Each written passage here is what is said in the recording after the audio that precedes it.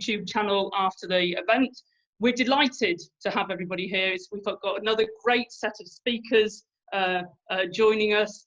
My name is Henrietta Wilson, and I'm really pleased to be part of this project along with Dan Plesh and Olamide Samuel. And I'm very grateful to Julia Aufden-Brinker for helping with the technical aspects of today's webinar. So it's going to follow a similar format to the other webinars we've had. We've got three fantastic speakers. We've got Joseph Byrne from RUSI, Olamide Samuel from SOAS and Scrap Weapons. We're also hoping to have Feja Lesniewska, but what you might have overheard just now was there being some technical difficulties with connecting her. Unfortunately, the fourth speaker that we'd hoped to have today, Joseph Dube, is unable to be with us, unfortunately.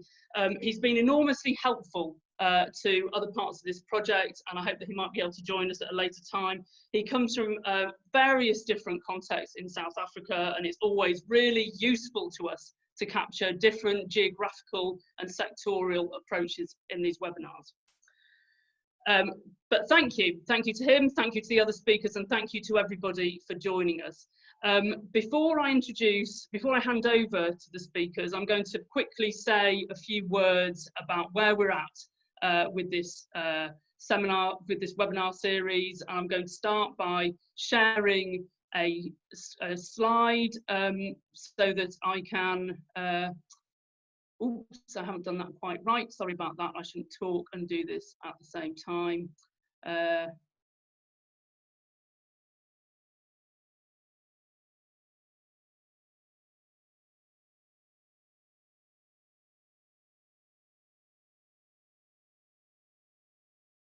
Great, thank you for bearing with me on that. So just to recap where we're at with the webinars, we're thinking about open source verification, and we've got an extremely wide definition for this. We're thinking about any monitoring that takes place using publicly available tools and information. So what that looks like are systems that capture data via satellite or via social media and use various automated or manual analytical tools for processing and analysing that data. It also looks like people on the ground carefully collecting information through trusted networks of people. It also looks at projects that are scanning the internet for publications via traditional media, print media, broadcast media, anything like that. So open source verification means a lot of different stuff, and there's a lot of different projects happening all around the world to do with it. So the purpose of this webinar series is really simply to capture some of that variety. We're not going to do the whole lot. We want to be able to capture the varieties of things that are going on, with the recognition that new technologies have completely changed the sorts of people that are able to do this and the sorts of functionalities we can capture with this. So in the past, the ability to monitor or see different things around the world was really the domain of governments with their intelligence capturing services, or international organisations who have verification regimes tied to particular international treaties. But nowadays, there's a whole different scale of visibility made possible by technological components. So we're interested in looking at that. We're interested in the non-governmental approaches to this and the governmental approaches to this, and ways of which it's being used within global governance systems. So within the Scrap team at SOAS, we're also thinking about other ways of making this more. Are there ways of harnessing it in different ways? Are there challenges implicit in this work? In particular, we've been thinking about global tracking systems. Is it possible, is it desirable to set up a global weapons tracking system? Is it desirable or possible to do more in the field of environmental monitoring worldwide? So thank you. That's just a brief snapshot of the sort of things we've been interested in through this series. And how this webinar is going to work now. As I said, it's the fourth webinar in a series and follows a very similar format. We'll have 3 short talks, one from somebody engaged in a monitoring project, and 2 from analysts thinking about the wider significance of open source verification. Throughout the talks, I invite everybody to make comments on what they're listening to or ask questions to the speakers. And if you could do that via the chat function while the talks are going on, and I will harvest them and put them to the speakers. Please do give your name and affiliation if you can. And then from 3 o'clock, the presentation will be keeping the Zoom space open for an optional 30 minutes for a breakout discussion. We found in the past there's more to say than the first hour allows us for. So we keep the webinar space open for that time. So thank you all for being with me. I'm now going to hand over to Joseph Byrne. Thank you very much, Joseph. Thanks, Henrietta. I'm just going to share my screen here.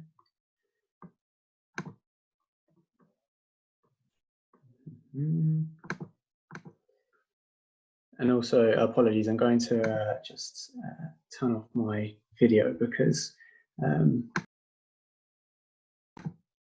internet is not the best. There we go. So good afternoon, everyone, and thanks again, Henrietta, for inviting me to speak. This webinar series has had some really excellent people in the field speak about their work, so I'm very happy to speak about mine. Very briefly, my name is Joe Byrne. I work at the Royal United Services Institute on Whitehall, and I'm in the Proliferation and Nuclear Policy team. And within that, I work on a project called Project Sandstone, which looks at researching and investigating North Korean illicit networks. So in the context and the subject of this webinar, we're mainly looking at sanctions evasion activity and the proliferation angle. So at Project Sandstone, we're looking to generate open source chains of information and evidence that can create actionable intelligence that would be useful for entities that are looking to support the enforcement of UN Security Council resolutions against North Korea. And what you said actually earlier, Henrietta, was interesting because about the scalability of and the transferability of these methods. And I believe what we do here can be transferred to lots of different aspects. We have a methodology, and this could be used for lots of different use cases. But we focus specifically on North Korea. So just a little bit of background about why the project, how the project came about, and why we're doing it. It mainly focuses on North Korean illicit shipping. As I said before, there's an extensive sanctions regime against the DPRK, which really ticked up in the 2016-2017 period. And a lot of those sanctions focused on the maritime aspects of North Korea's illicit activity. And while in the past that we may have seen possibly North Korea exporting full missile systems such as Scuds or MiG parts, there have been instances of those transfers, but we're probably, because of the sanctions, less likely to see that now for systems being shipped, and more likely to see exports of illegal commodities banned under the resolution, such as coal, or imports of commodities such as petroleum. And really, to assess these activities, what we're looking to do is fuse a large amount of data together. We try and use a wide range of open source data streams, from satellite imagery in its different forms to shipping databases to mapping tools and corporate records. We have a wide pool of information that we try and draw from. Some of it is open source, completely open source free, and some of it is paid for. But this gives us the ability to understand how these vessels behave, what they're doing, and also to map their ownership structures and the chains of accountability for illicit activity that we possibly see occurring.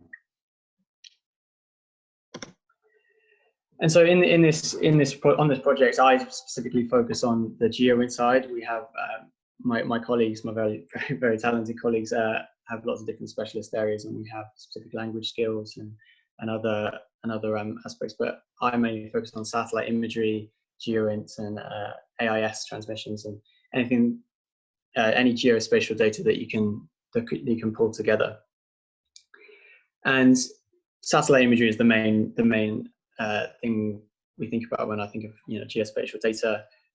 It's really vital for our work to provide chains of evidence and eyes on the ground, so to speak, of images of specific vessels, and corroboration of other data such as AIS or other information provided in open source literature, such as UN Panel of Experts reports.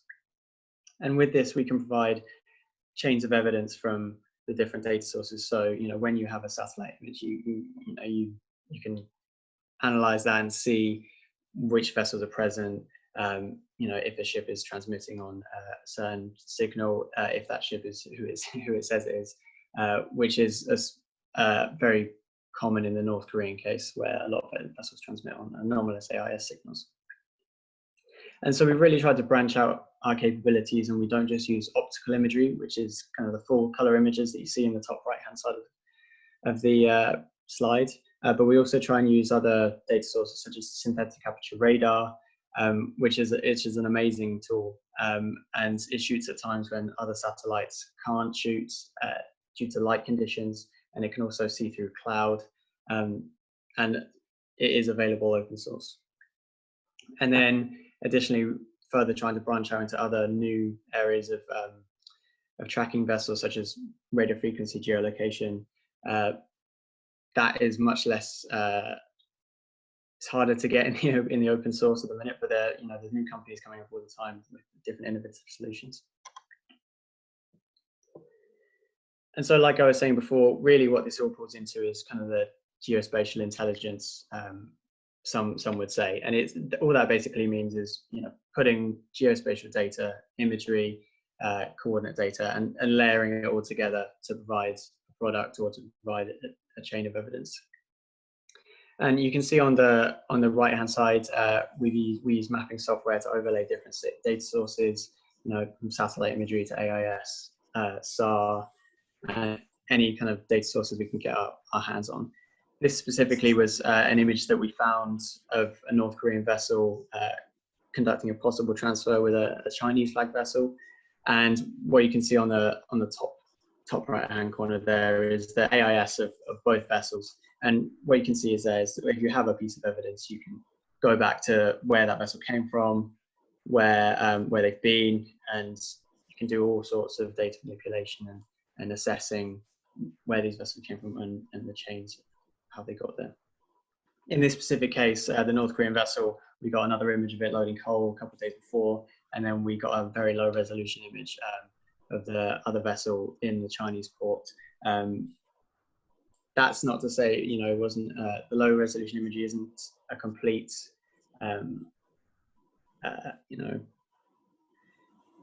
it didn't fully let us know that the vessel was transmitting there, and it delivered the commodities there, but it's corroborating data for other data sources.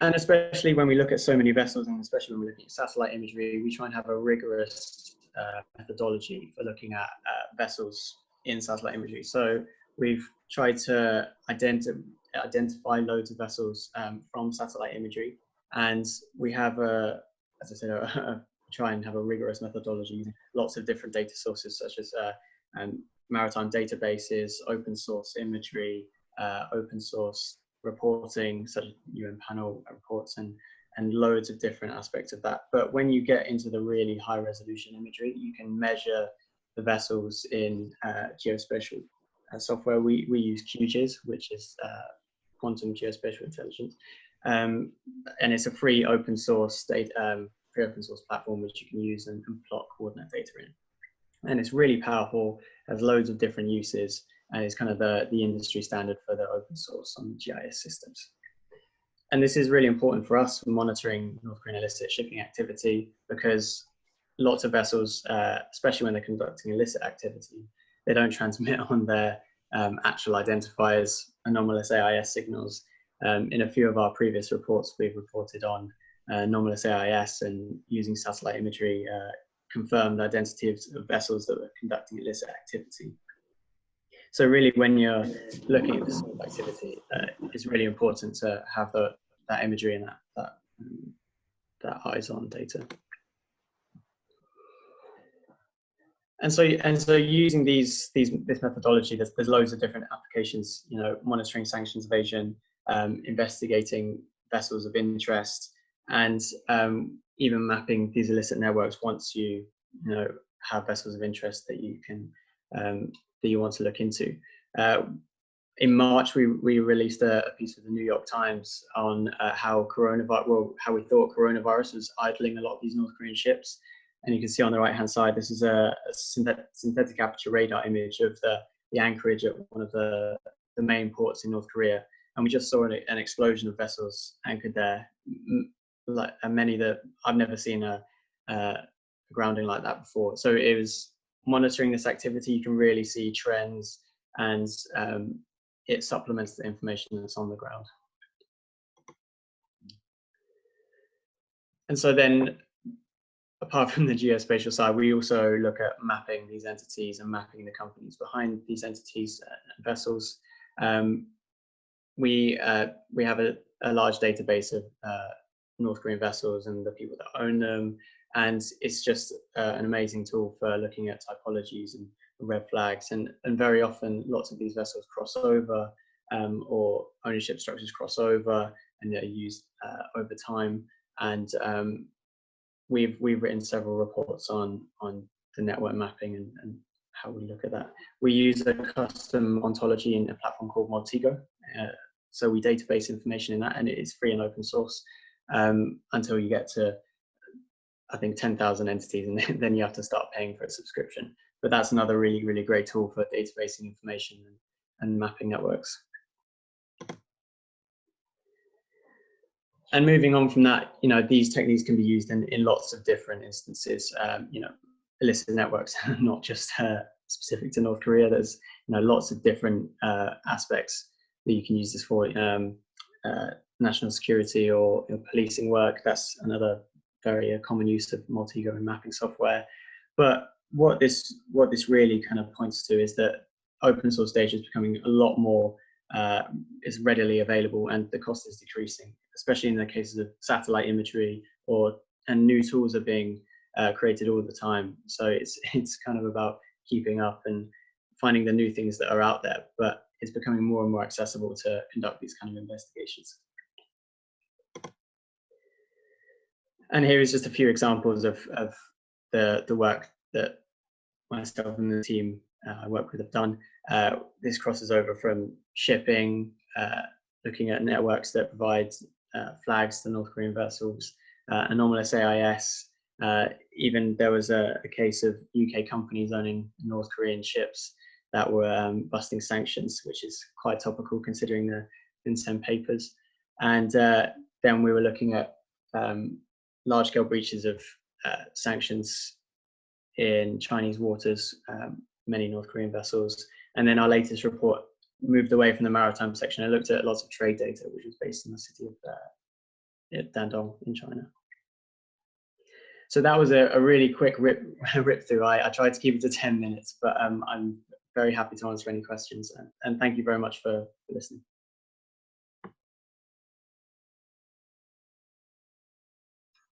Thank you very much, Joe. What an amazing encapsulation of the power of some of these tools, the kind of level of detail that you can get from applying the methodologies that you outlined.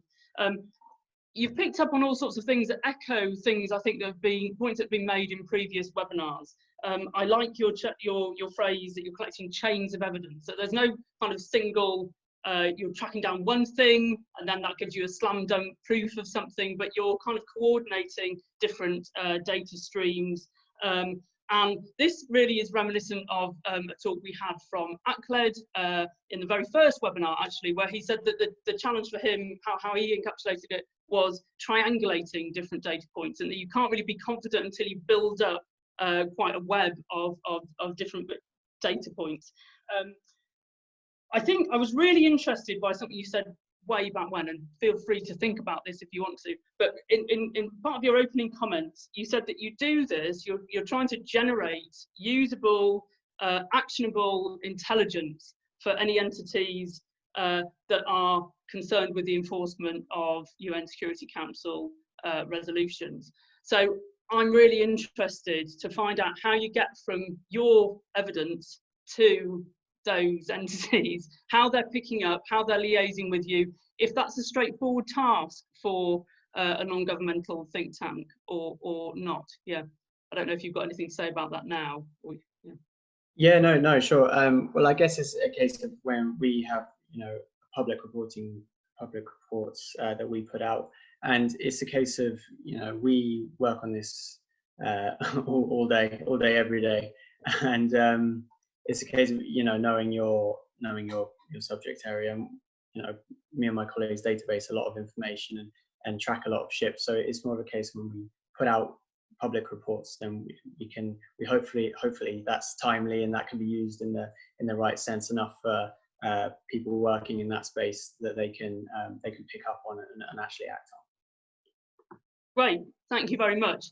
So again, I think we've had this model before in previous webinars. In the last webinar, we had Jamie Withorn from CNS, who feels like she's working on very similar things to you, in the sense that you make sure you publish things in the right places, and then they hopefully get picked up by the right people, which is a very interesting thing that I think we might want to talk about later. Yes, but in the meantime, thank you to Joe. I'm going to hand over now to our second speaker, Feja Lesniewska, who's from SOAS. I think Feja had some difficulty connecting to the webinar space. So I'll just check. Feja, can you hear me? And are you here now? It looks like you're here. Yep, I am here. I am. Hi, great.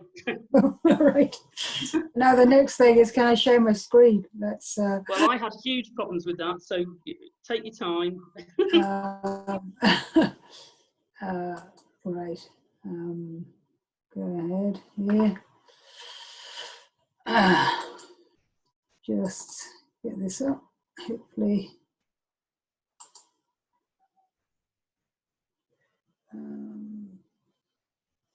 Should take a moment more. Hopefully we'll be there. I had it already, but... While you're doing that, I'll just tell people that I'll post the links for the recordings of the first 3 webinars in case you're interested to see previous events on that, and I'll post them in the chat comment in the chat. Okay, is that shared? Yes. If you now just run the slideshow, we'll be able to see the big picture. Yeah, thank you. Okay. All right. Okay.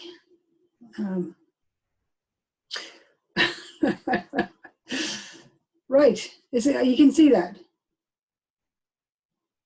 Actually, no. I've just got a plain white. There we go. Is that what you're intending to show? Yeah. No. Can you see the? Can you see it now? Yeah. Right. Okay. I'll turn my video off just for. Right. No, not to take up too much time. Okay. Given that this, so I was invited really because I spoke to Henrietta about some work that I was doing regarding the digital Earth, the concept of the digital Earth, and how the. I'm so sorry to interrupt, but we are seeing your entire screen. Just we can still see your entire screen. So if you could just only open up the slideshow in full screen mode. Otherwise, we see your documents and personal communications. And I just wanted to let you know.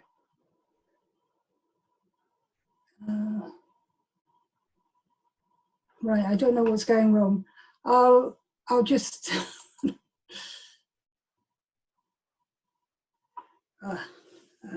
Sorry, I don't know what's happened here.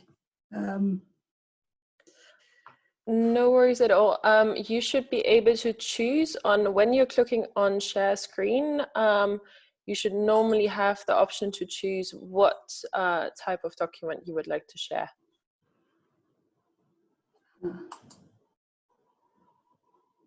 Sorry.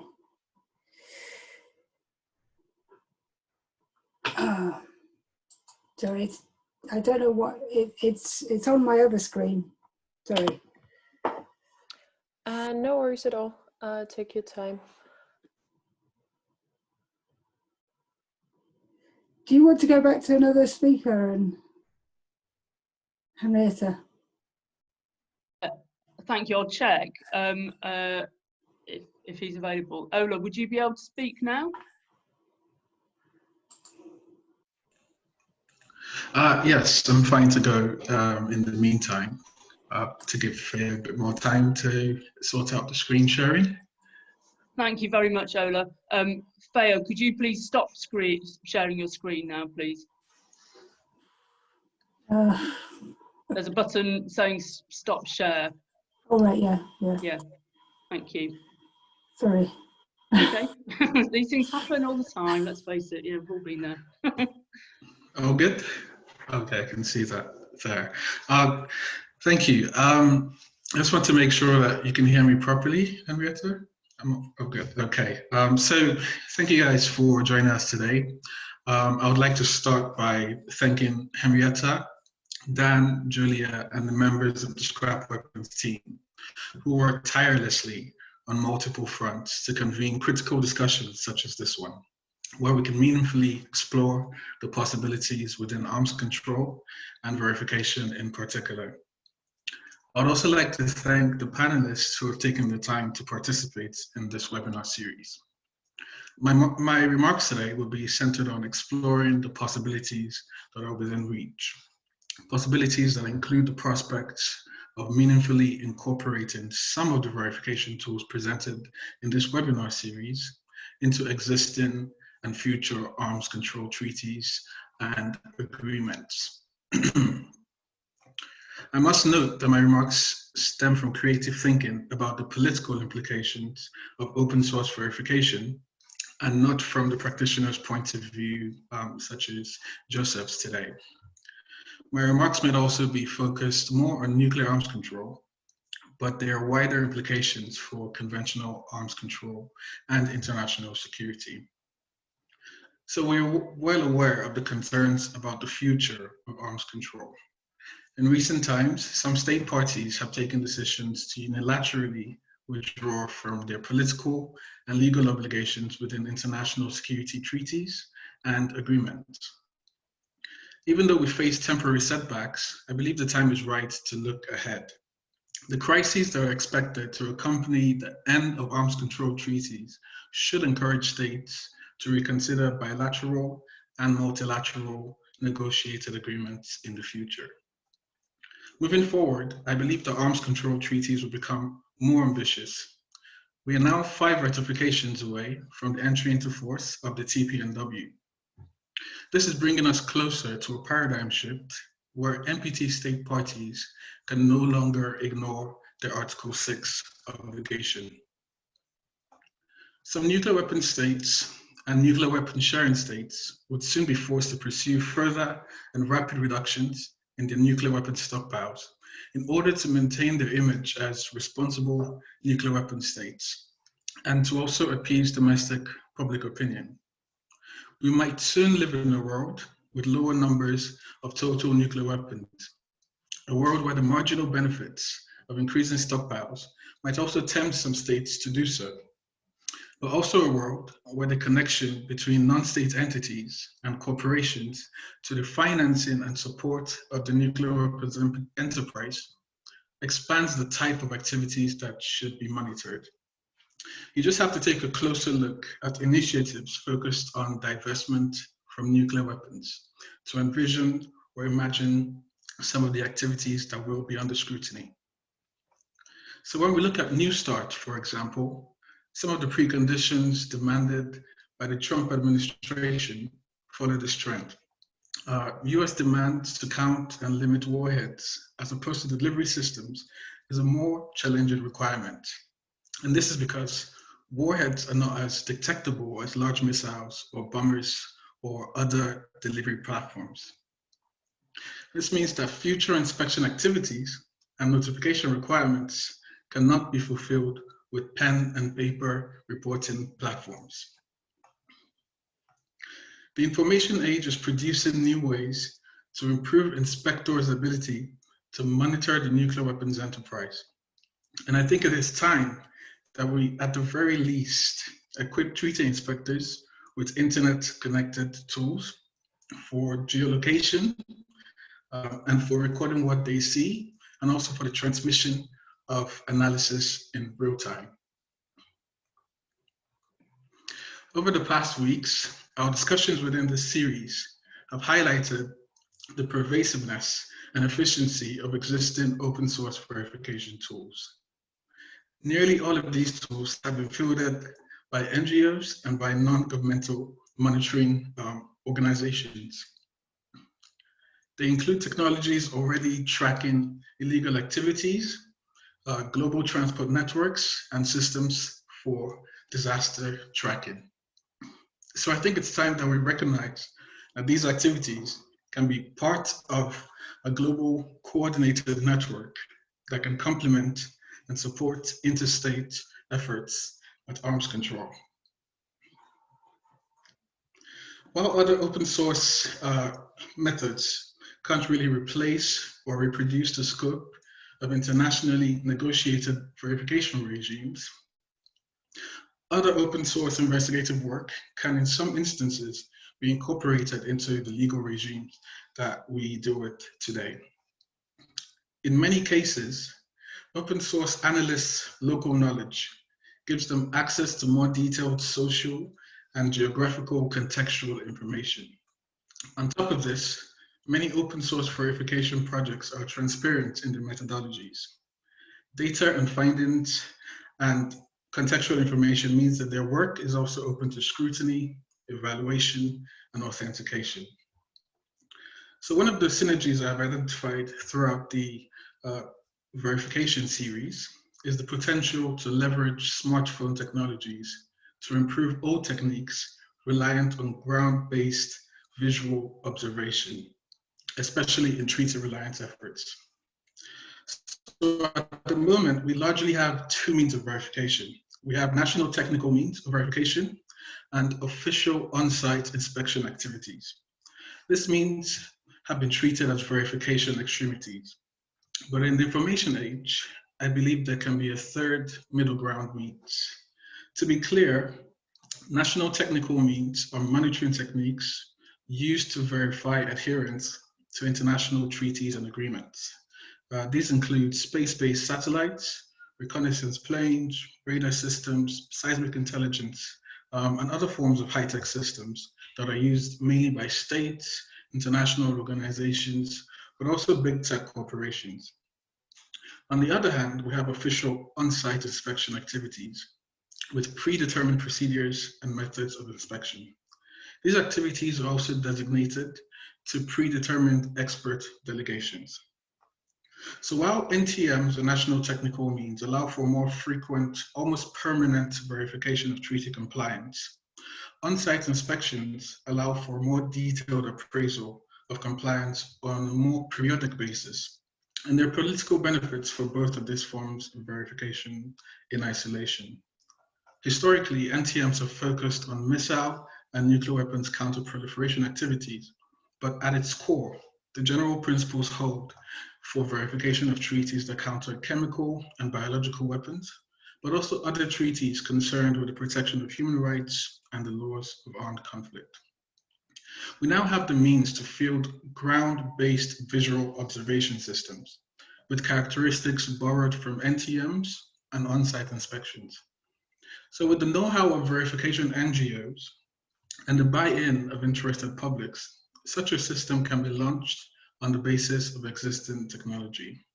So let's imagine an arms control treaty that permits national technical means on one hand, official on-site inspections on the other hand, but also non-state ground-based visual observations covering the middle ground.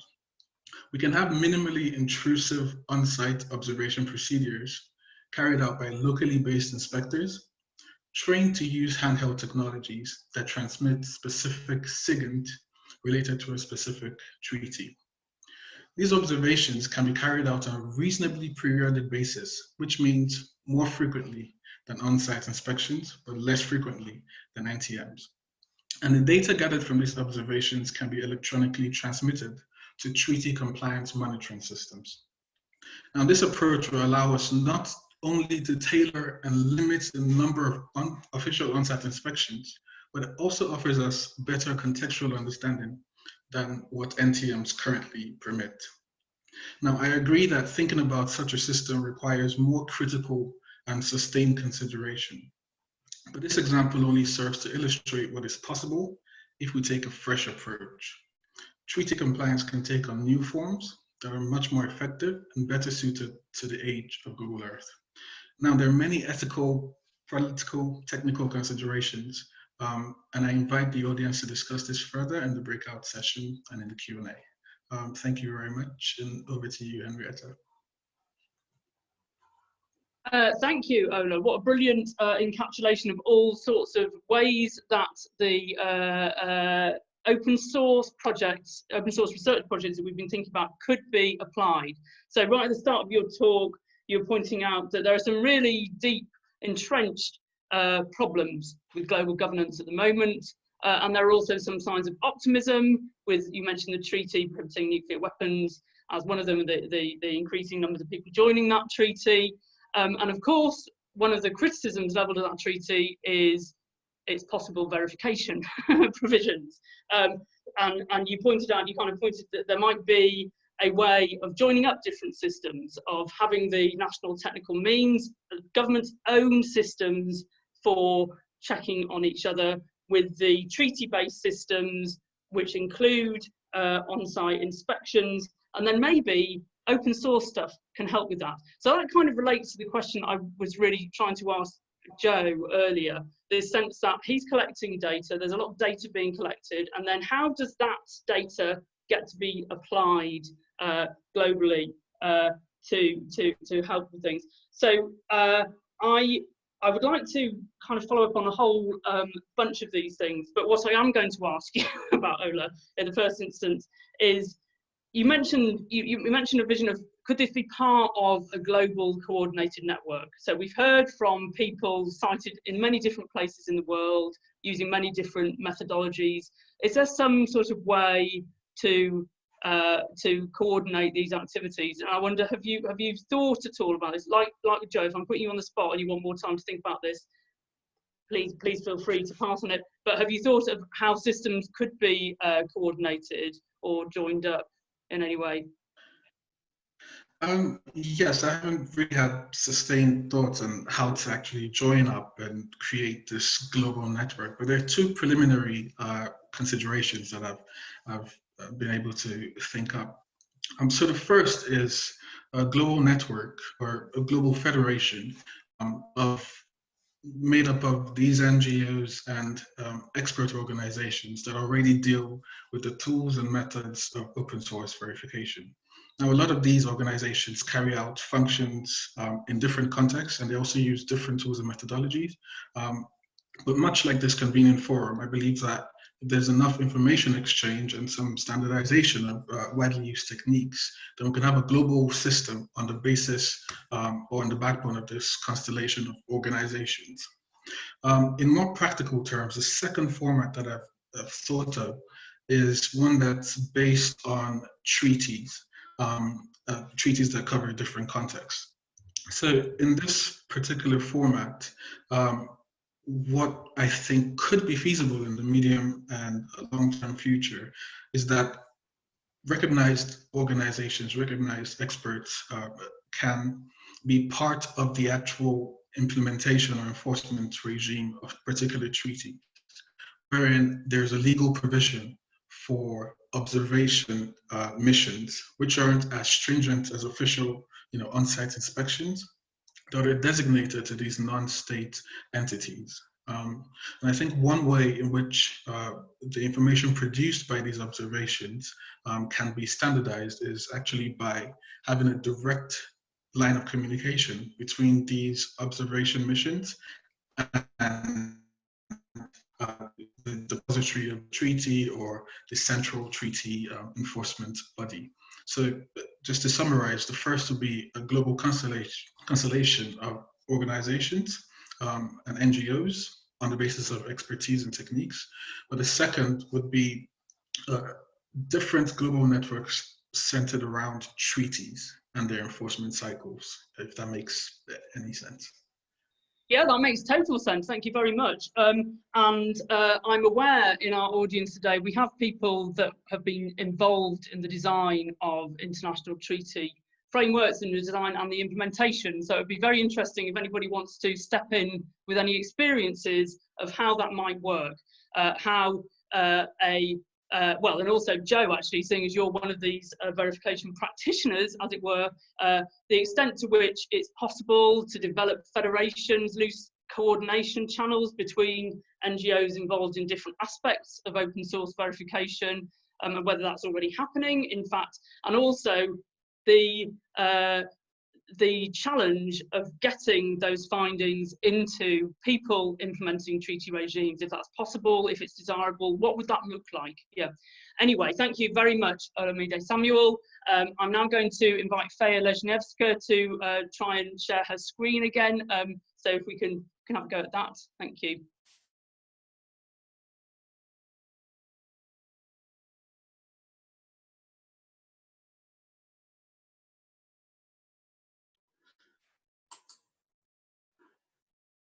Great, Feja. I can see your screen now and I've unmuted you, so I think you're good to go. Thank you.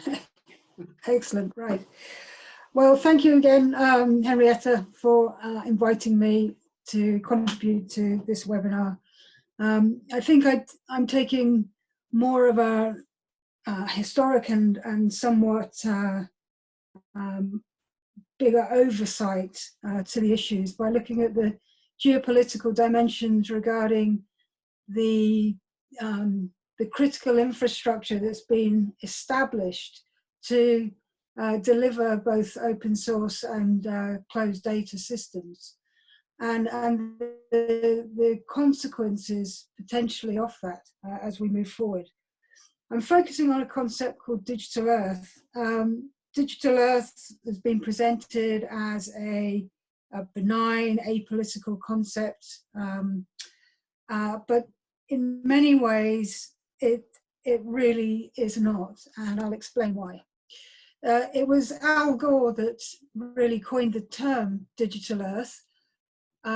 He coined it at a time when he was involved with the negotiations for the Kyoto Protocol to the UN Framework Convention on Climate Change.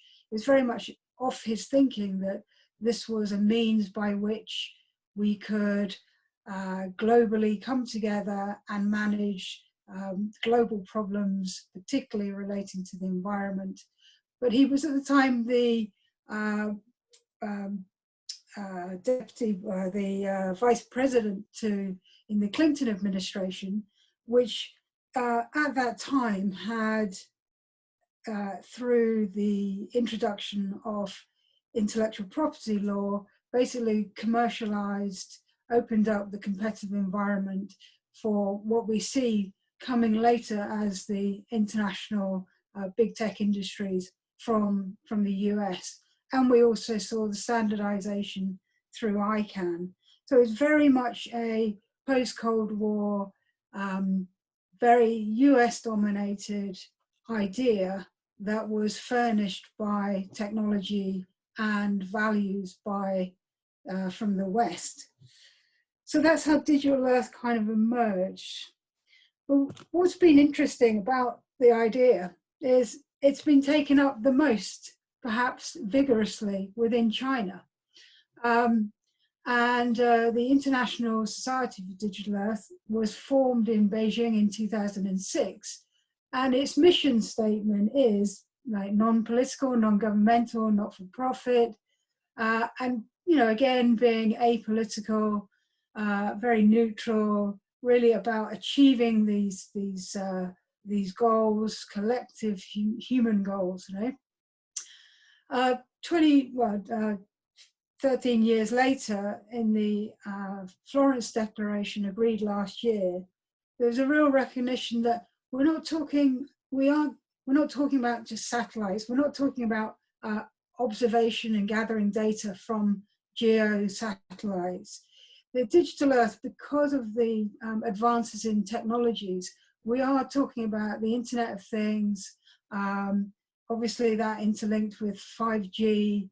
So you have a really complex infrastructure which is not around the Earth, but embedded in the Earth and on people with various technologies that people carry with their every day.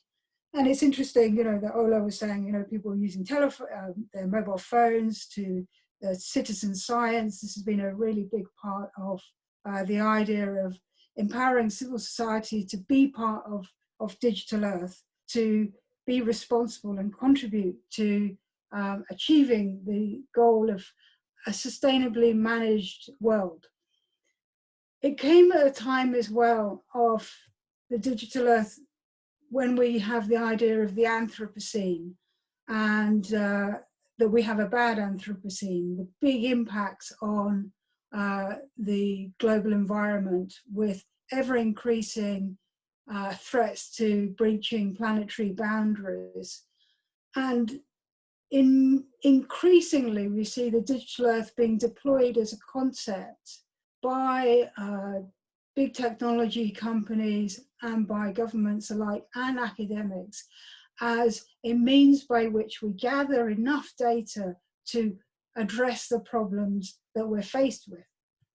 So, for example, the FAO Google Earth map. Now, that was launched just this month. Google have been working with UN agencies and particularly Western environmental organizations.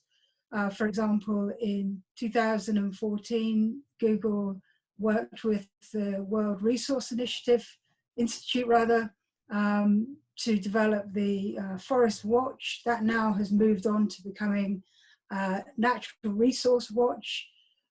So huge amounts of free data, open data to observe and track and trace and manage to potentially develop more policy on environmental governance.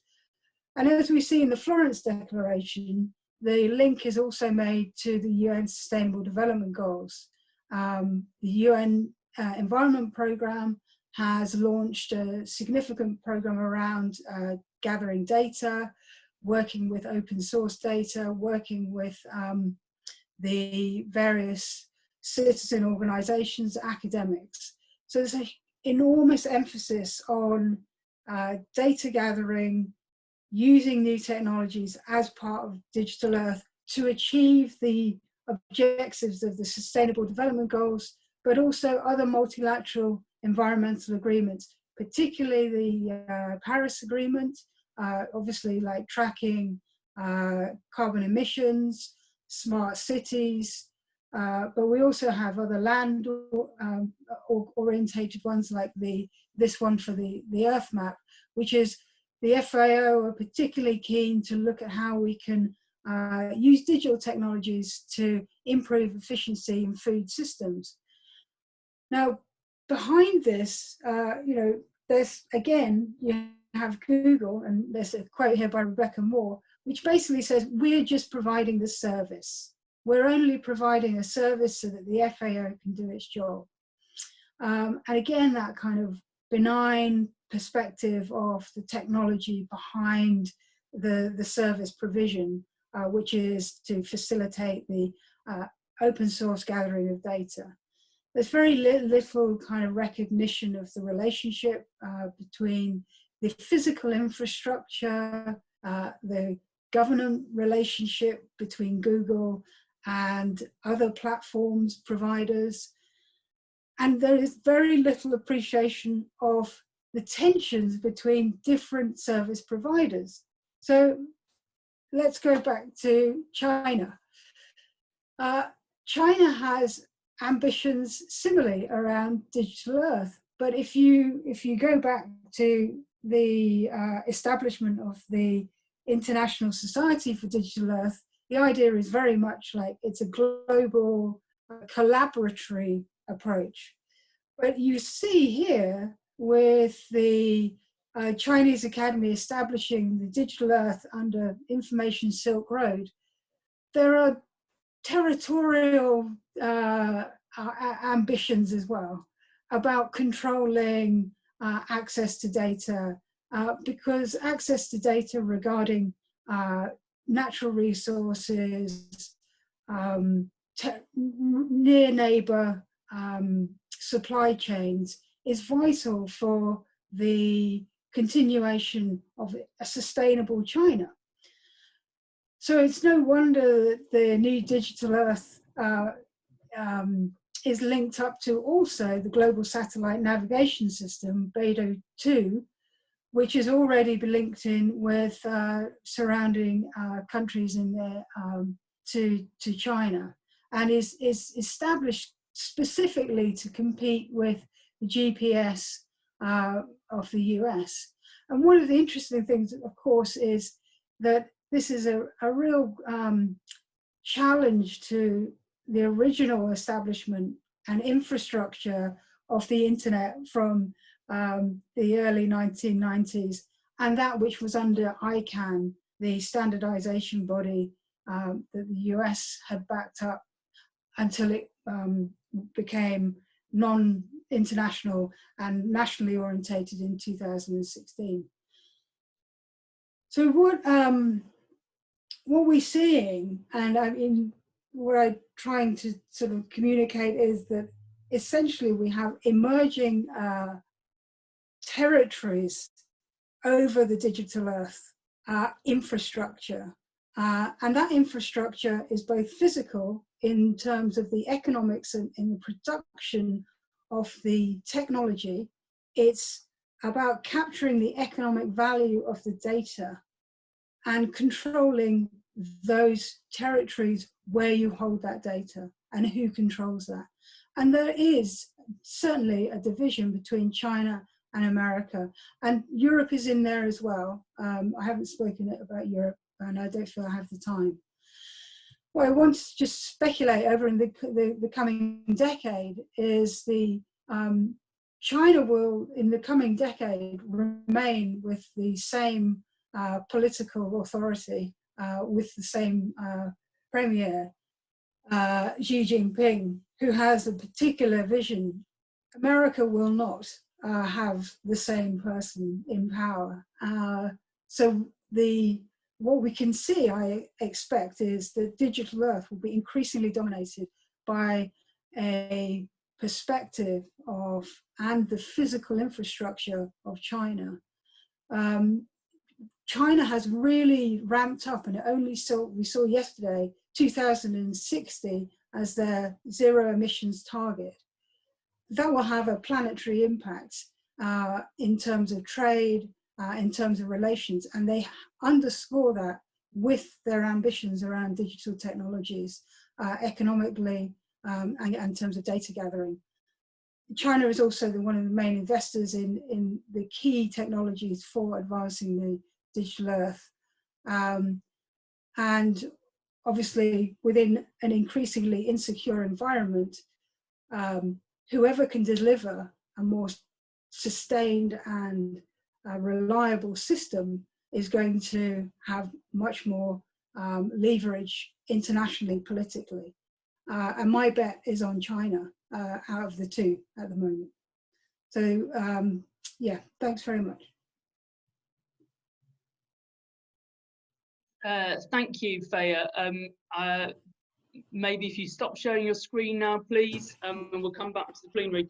I think that was a really interesting compliment to the sorts of issues that Ola was raising. Thank you very much for that. So Ola, in his recognition that in the sorts of open source investigations we've been looking at in these webinars, he could see the nascent qualities of a global system for tracking weapons that could maybe either sit entirely in the NGO community, or maybe somehow there could be some sort of arrangements for using it within the bigger set of treaty regimes against weapons in different forms. What you pointed out, Feja, definitely seems to me as though that system of collecting open source stuff and using it globally sort of is there in this idea of digital earth. They've kind of worked out some of the mechanisms. There's UN agencies using digital data in this way, and that it maybe isn't the panacea we'd be reaching to. And if we're thinking about global systems, care needs to be taken about how they work, who's doing it, who can use it, who owns it. Nod if I've got that right so far. Yes. Yeah, great, okay. So I guess my question to you is, well, just that. Do you think there can be any sort of regulations for who's doing it and controls on how the data is used. Is it too late for Digital Earth already, or can anything be done to mitigate against the sort of risks you highlighted? I think one of the big difficulties about any of these conversations, Digital Earth doesn't really get talked about in that context very much. You generally get conversations about regulation of particular aspects like AI. There's a lot of focus on AI at the moment. How we're going to regulate the Internet of Things. Continuing discussions around privacy, online privacy. We don't think about the infrastructure of the Digital Earth collectively. And I think a much more collective focus is needed, because if you only focus on particular aspects, like how data is used and data privacy and stuff, you're not focusing on like the actual security systems behind it, how those systems are linked up with other parts of the infrastructure. I think there's a real need to understand that the Digital Earth concept is a meta infrastructure upon which other infrastructures are absolutely dependent. And therefore, the insecurities, it multiplies the vulnerabilities and insecurities for undermining and attacking those. So increased reliance on them becomes really problematic. And I was listening to Ola's ideal suggestions about treaties and monitoring and this and that, and I would really hesitate around. There's some really significant questions around, particularly the security of the systems, how systems interface, interoperability between US, Chinese, European, within different sectors, all these things. So yeah. Great, well, thank you. Thank you for that those words of caution. It's all really interesting. I'm just going to point out to everybody that the time is now 3, and so we're now officially at the optional breakout session. So I do hope everybody will jump in with any observations or comments or questions about this.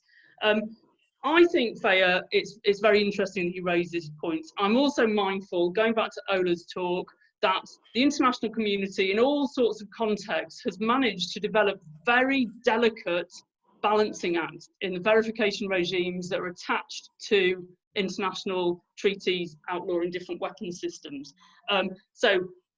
In the traditional concept of verification, it's tied to an international treaty, and there are very clear systems for doing the sorts of things you talk about. There's very clear systems about what people can look at, when they can look at it, how the data is stored, how information is stored, how they can communicate with different people and who's doing it. So it is possible to set up systems that address complicated information environments.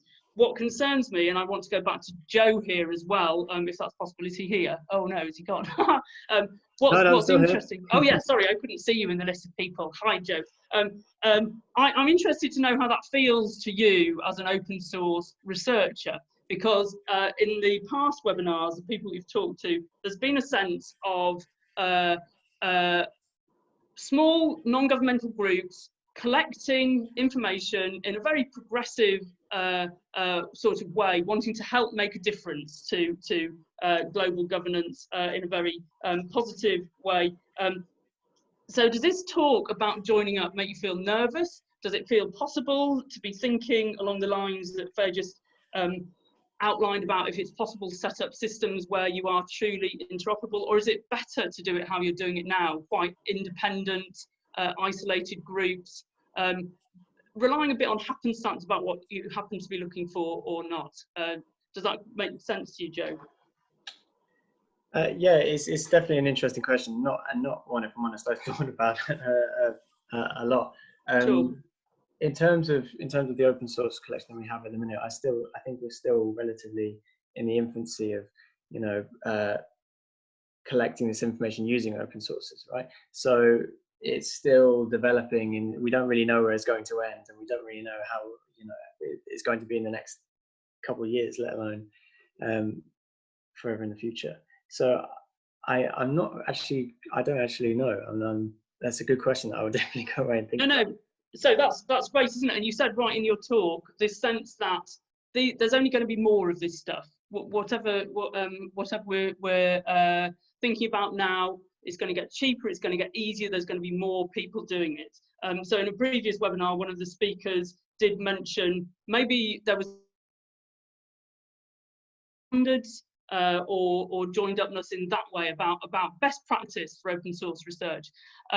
I noticed that Sergey Batsanov has asked to speak, and I'd be very happy to hand the floor to him if he's still here. Hi, yes, there you are.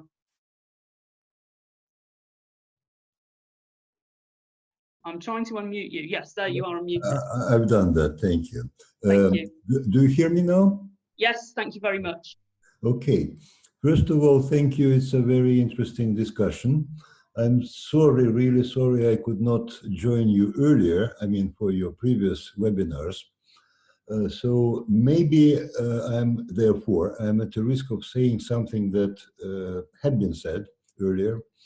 But nevertheless, I'm not really trying to comment on any particular presentations made today. But of course, my thoughts kind of were born when I was listening to those presentations. And not in a very systemic way. Let me share some of the observations. Now, if we take verification of arms control treaties and in a more general sense, behavior of players concerned,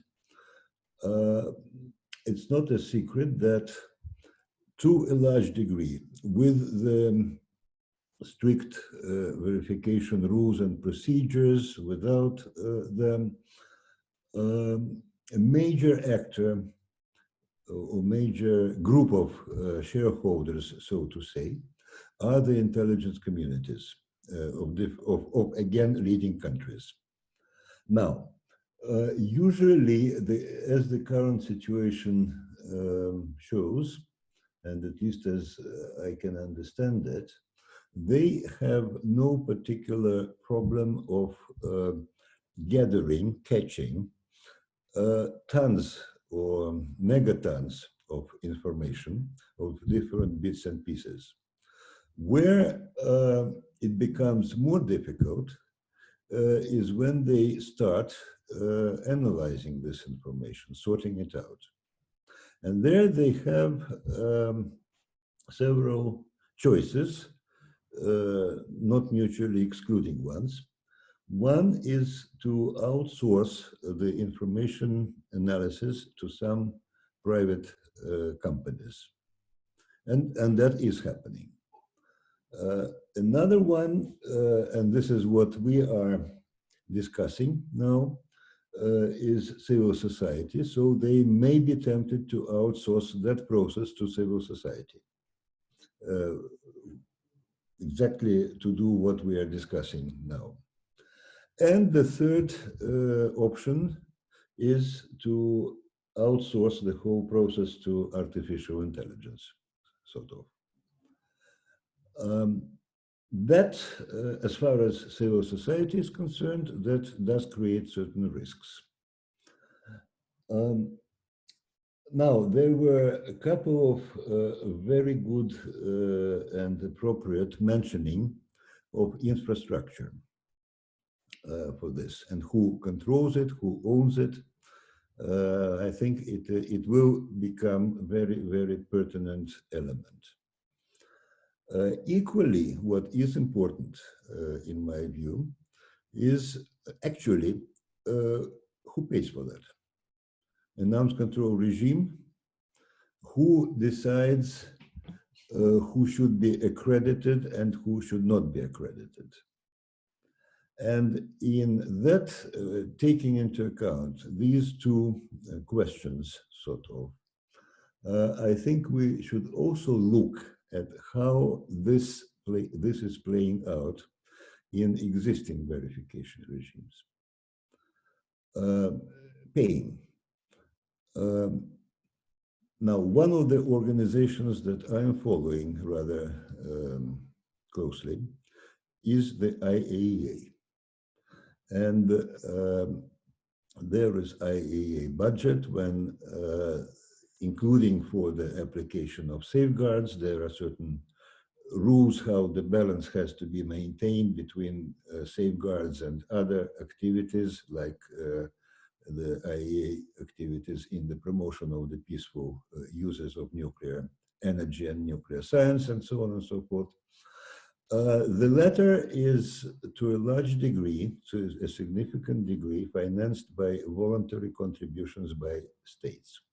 And I had several discussions, including with directors general of the IAEA, including with deputy directors general responsible for safeguards, where I was asking this question: to what extent the safeguards, which is verification activity of the agency, can be financed, especially when you have a surge in activity like the agency had to do after it was given both rights and obligations to help verify the JCPOA provisions, nuclear deal with Iran.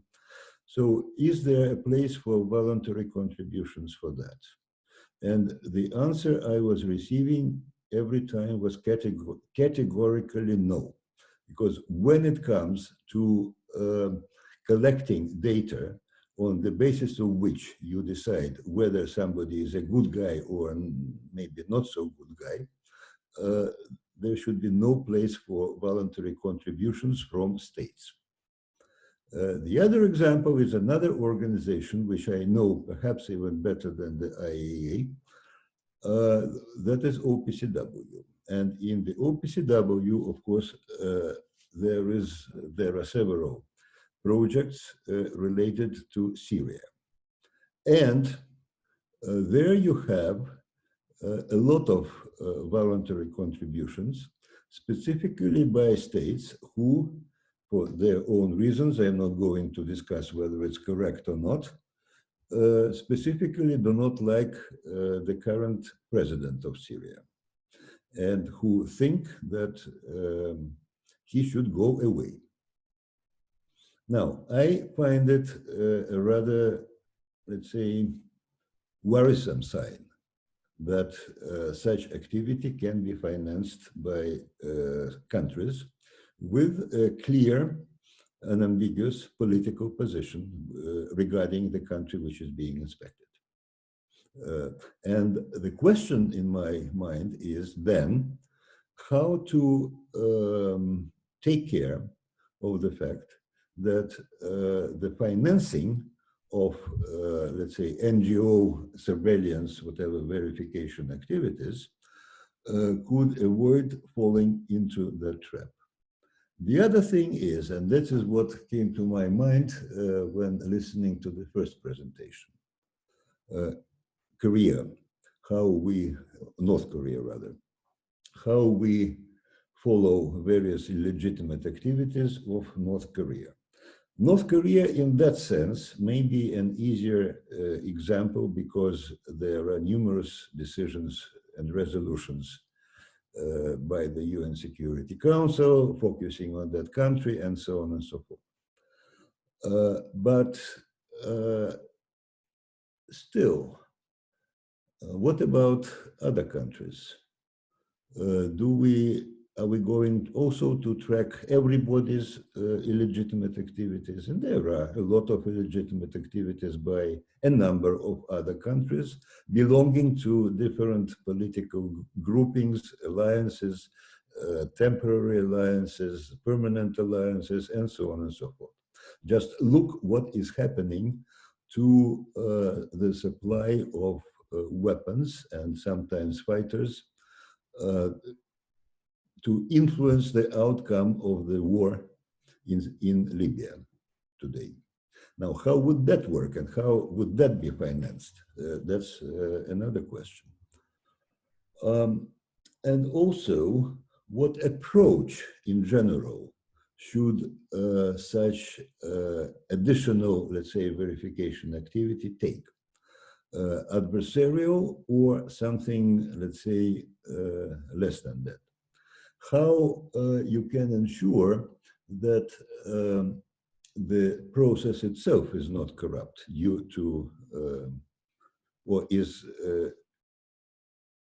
corruption resistant due to obvious or very possible wishes to use that process as well. And now everything is being weaponized in this world, unfortunately, to avoid being weaponized, not in the sense that it can be turned into a missile, but weaponized in terms of waging a global or regional, whatever, propaganda war. Thank you. Yeah, yeah. sorry. Yes, let me just see, but I think I more or less said what I had to say. Yeah, the question is very much about trust and the current mistrust in the real world around us, which unfortunately mistrust is getting stronger, deeper, and ever more pervasive. Thank you. Thank you very much, Sergey, and I'm sorry that I interrupted you prematurely just then. Yeah. So, you know, this is really fascinating, bringing your experiences to some of the things that have been raised today. I really picked up through your comments this sense that there are interrelated sort of vulnerabilities with any verification system. Some of them are to do with the practicalities of how that's set up, which relates very strongly to what Feja was talking about earlier. And you raised the point about who pays for it. The fact of how it operates could be subject to some sort of subversion, and leaving it up to voluntary contributions is problematic. And then this sense of who chooses what's being looked at? Okay, North Korea is something that's being watched at the moment, but who gets to choose the other things? It feels to me as though the open source research projects we've been showcasing might be one way round some of these vulnerabilities, in that you have lots of independent, separate but overlapping groups that are self-financing.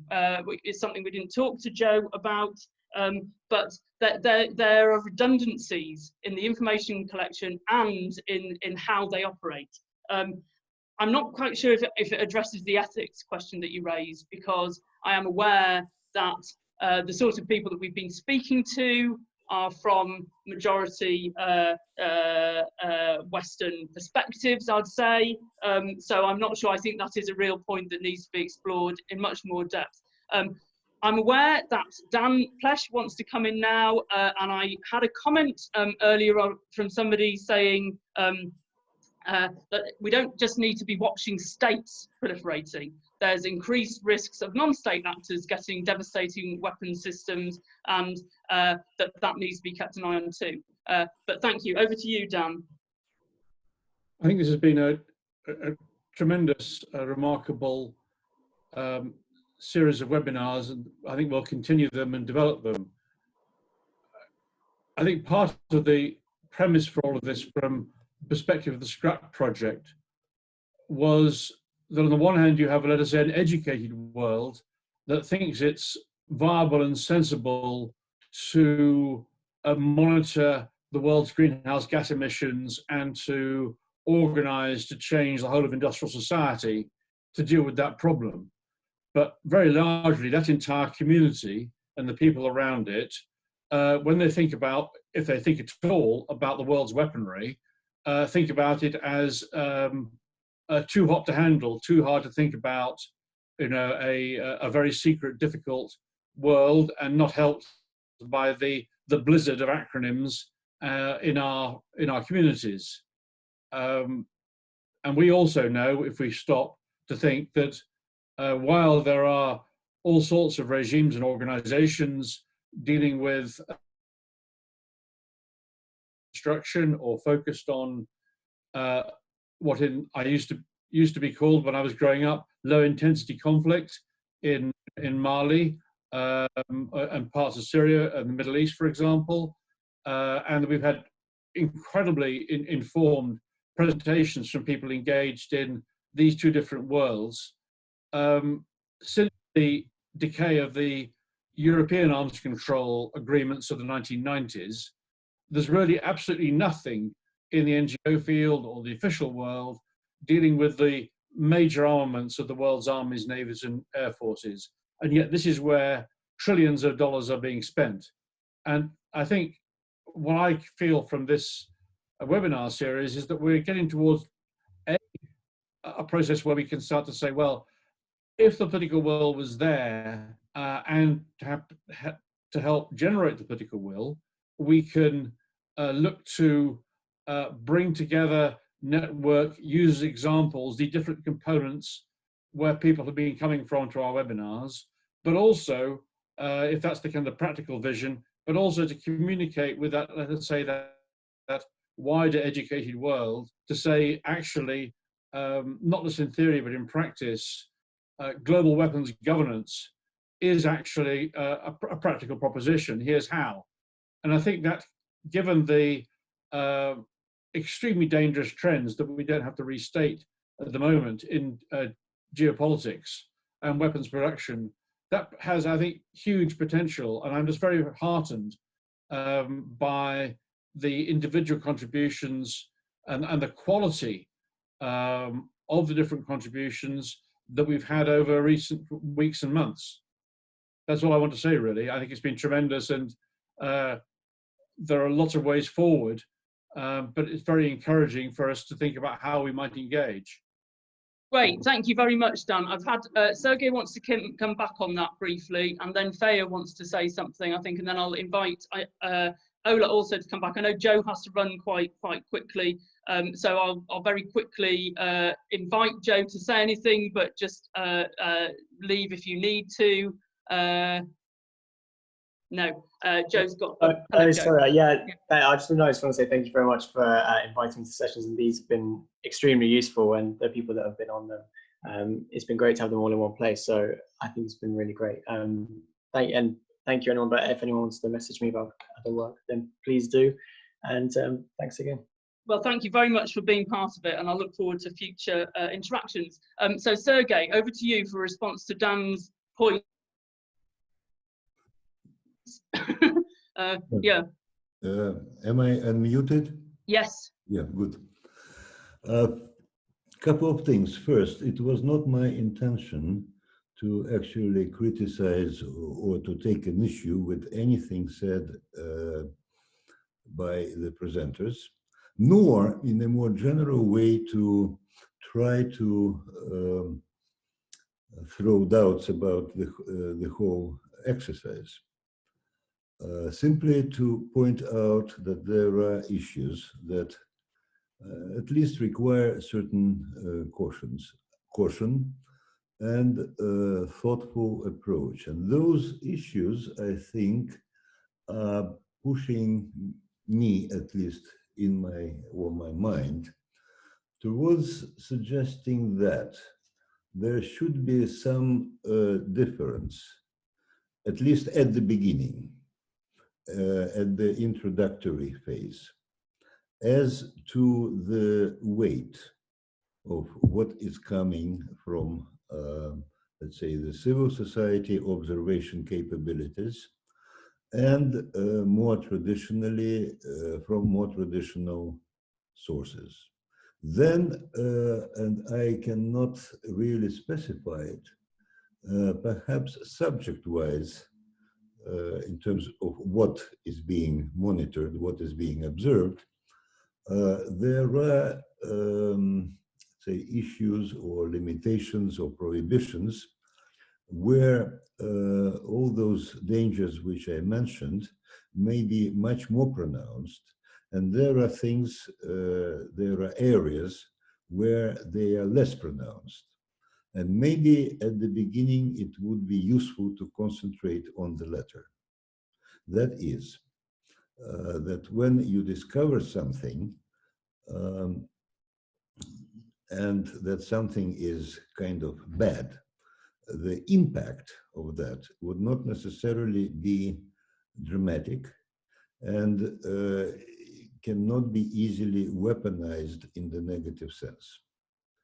That there is, that the result would be that there is something that we should look at again more attentively, maybe from another angle, both physically and literally and in theory, and come to an explanation. And it also seems to me that, and actually that applies not only to the raw, well, to the actual mechanical data, but to the interpretation.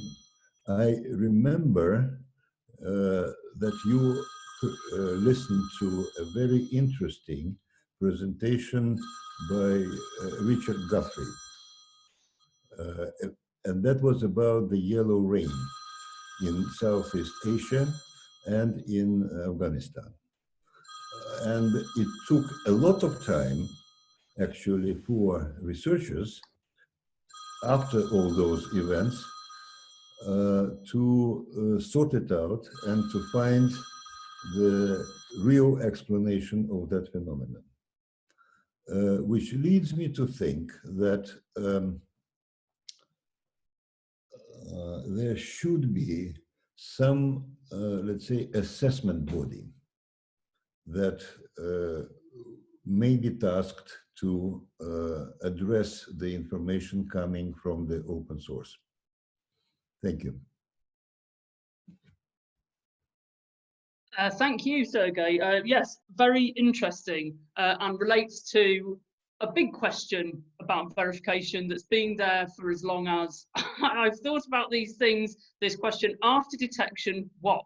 What happens when you find some bit of information that implies something bad has happened? And what you're saying is that open source stuff needs to be very wary about the claims it makes, I think, and that their data, rather than triggering some sort of automatic responses, that it triggers a set of authentication and follow-up information and research gathering sort of activities.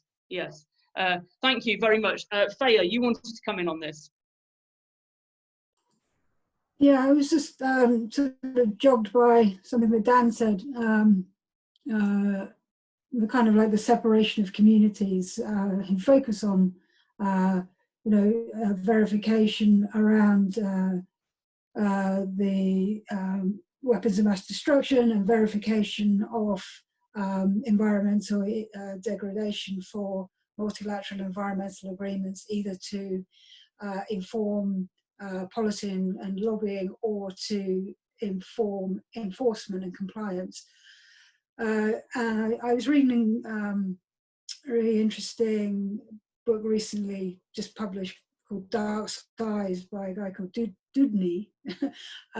And it talked a lot around how the space project, you have different communities within the space project, and the space project being all of that infrastructure I spoke about for the digital earth, and how it's, you have the military side of it, you have the protecting the planet Earth side of it, and often, as Dan says, they're not communicating with each other, but using similar tools.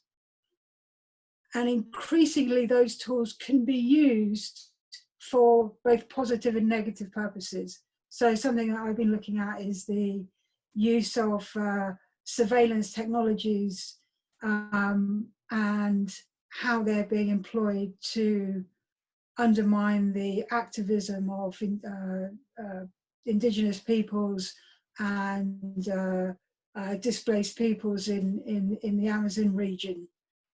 So this is the use by the state of everyday technologies which are for surveillance, but there's similar technologies that the communities themselves are using to surveil the loggers and the companies and the breaches by the local authority, the police. So there's an interesting kind of interplay about the technologies that make up all of this infrastructure increasingly become affordable, usable by anybody, and what an idea by this guy, Jarvis Groves, of sustainable warfare, that we just sustainably manage warfare through the use of all these technologies, disrupting and causing upset around the world. And I think sort of examples, it's a shame that the RUSI, John Byrne's gone, because the RUSI example of, you know, shipping, where you can easily disrupt shipping through getting into tracking devices and moving them off course by sending the wrong information. So there's lots of aspects to unpick about, but I think Dan's absolutely right, getting different communities together to start to see how what's going in one community is actually really very similar and things could be learned. I mean, in many ways, I'm very glad that you invited me on, because, you know, I am not a weapons of mass destruction surveillance expert. My interest came from looking at tracking illegal logging. But, you know, there's lots of interest there, but yeah.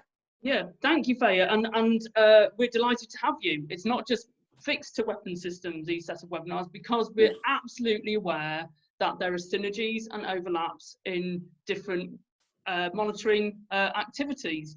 So it's great to have you and to explore some of these implications. And you raise yet another set of ethical conundrums, this kind of this idea about surveillance technologies in general, going into ethically very complicated spaces of privacy or subversion or controlling a political narrative in all sorts of ways that weren't necessarily intended.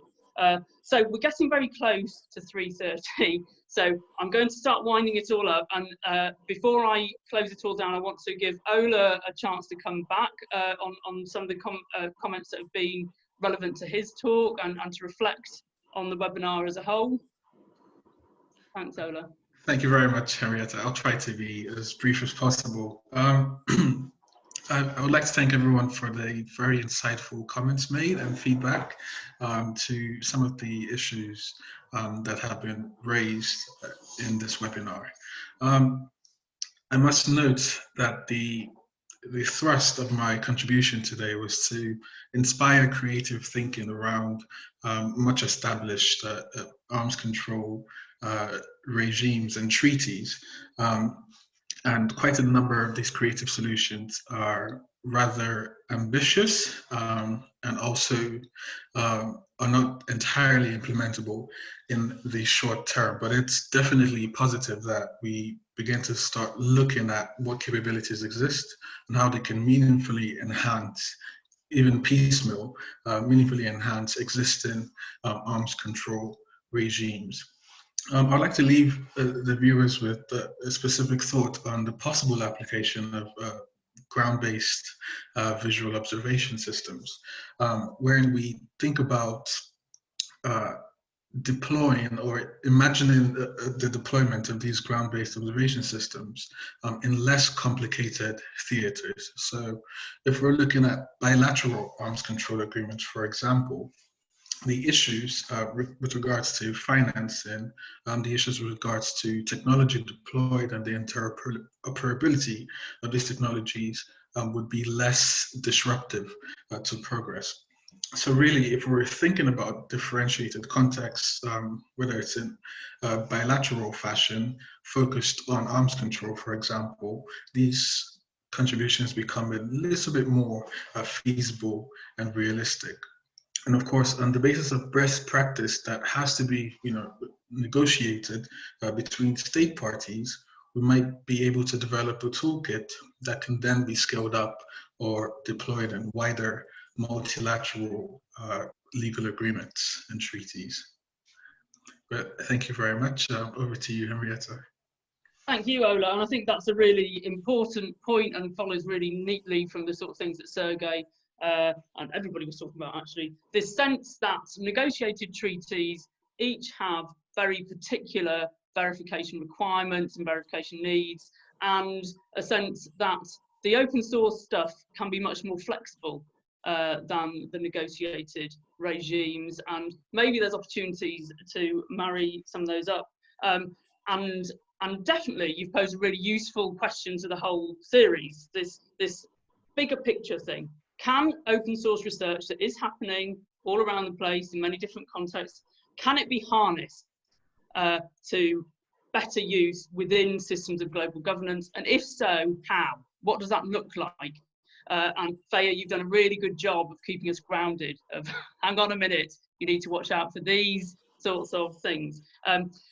So it's just left now to say thank you very much, everybody, for being here and being part of this great discussion. It's given me loads to think about. We have another webinar in a couple of weeks with some different open source experts. I'd be very happy to see you all there again.